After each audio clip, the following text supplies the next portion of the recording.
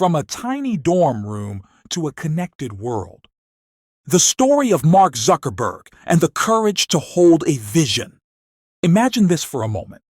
Let's travel back to the winter of 2004.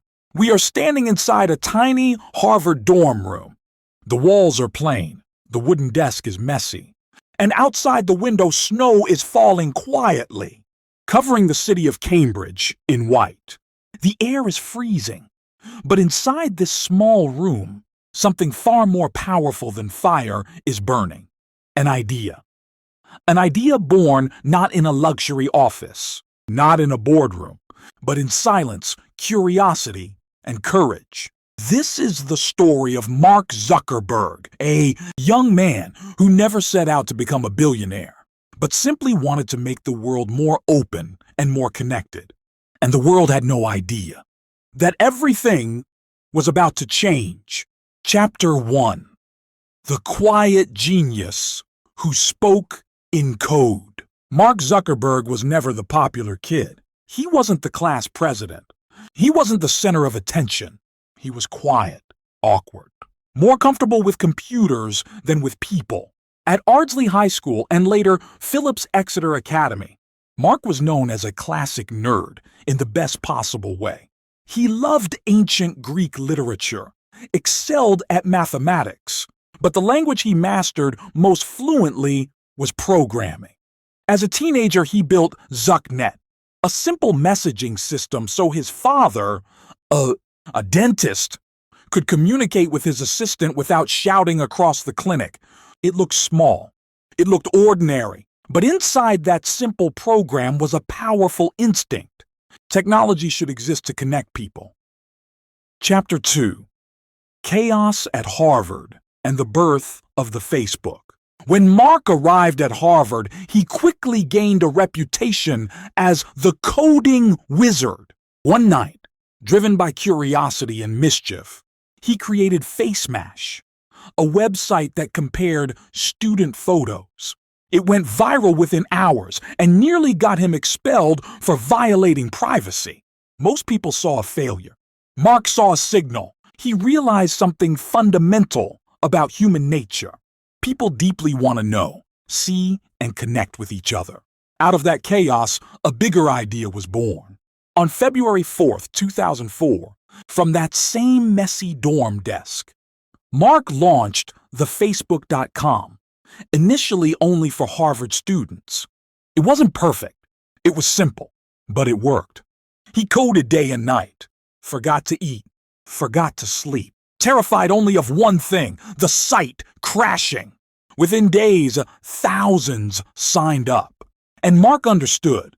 This wasn't just a college project. This was a hidden human need coming to the surface.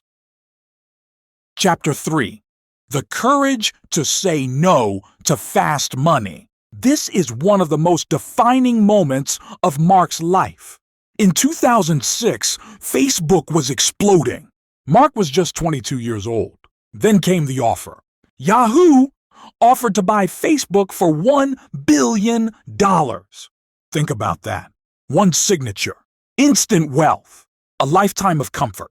Everyone around him said, "Take it. This is crazy to refuse." But Mark said no. He stood his ground and said, "This isn't about money.